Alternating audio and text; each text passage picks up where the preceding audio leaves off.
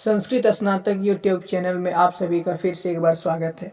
आज हम लोग कुमार संभवम के पंचम सर्ग श्लोक संख्या 2 के विषय में जानेंगे। श्लोक इस तरह है। ये से साकर तुम वंध्य रूपतां समाधिमास्थाय तपोभिरात्मनः अवाप्यते वा कथमन्यथा द्वयं तथा विधं प्रेम पतिष्य तादृशः। अब इस श्लोक का अन्वय के मदद से इसका अर्थ जानेंगे। तो पहले प्रसंग देख लेते हैं। प्रसंग है, अपने अभिलषित पति को अपने सौंदर्य द्वारा प्राप्त करने में अपने को असमर्थ जानकर पार्वती ने तप द्वारा अपनी अभिष्ट सिद्धि यानी पति प्रेम को प्राप्त करने का निश्चय किया। तो हमने प्रथम श्लोक में यह जाना कि पार्वती को ज्ञात हो गया कि अपने बाह्य सौंदर्य से शिव जी को प्रसन्न नहीं किया जा सकता है। शिव जी को प्रसन्न करने का एकमात्र उद्देश्य तप करना। तो दूसरे श्लोक में हम जानेंगे कि पार्वती जी ने तप करने का निश्चय किया। तो इसका अन्वय है, सा समाधि आस्थाय, मतलब सा मतलब वह, यानी पार्वती ने समाधि मतलब समाधि का आस्थाय मन समाधि का आश्रय लेकर तपोभी मन तपस्या के द्वारा, यहाँ पर तृतीया विभक्ति है, आत्मनः मन अपने अवंध्य रूपताम अपने रूप को अपने सौंदर्य को अवंध्य मतलब कि अपने रूप को सफल बनाने के लिए, अवंध्य रूपता मतलब अपने रूप अपने सौंदर्य को सफल बनाने के लिए, कर्तुम मन करने के लिए, ये मन इच्छा की, अन्यथा नहीं तो, अन्यथा मन नहीं तो अथवा, तथा विधम मन उस प्रकार का, प्रेम मन प्रेम प्यार, तादृश पति च और उस प्रकार का पति, द्वयम कथम वा अवाप्यते ये दोनों कैसे अन्य किसी माध्यम से कैसे प्राप्त भी किया जा सकता है। अब हम लोग इसका अनुवाद देखते हैं।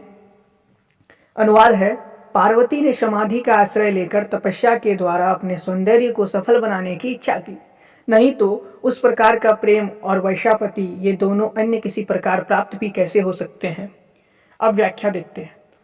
तपस्या के द्वारा पार्वती शिव को प्राप्त करने की इच्छा का वर्णन करते हुए कवि कह रहे हैं कि कामदेव के भस्म हो जाने के बाद जब पार्वती का मनोरथ भग्न हो गया, तब पार्वती ने समाधि का आश्रय लेकर अर्थात एकाग्रचित होकर तपस्या के द्वारा शिव को प्राप्त करने की इच्छा की, क्योंकि अत्यंत दुष्कर मनोरथ की पूर्ति के लिए तप का साधन ही उचित है।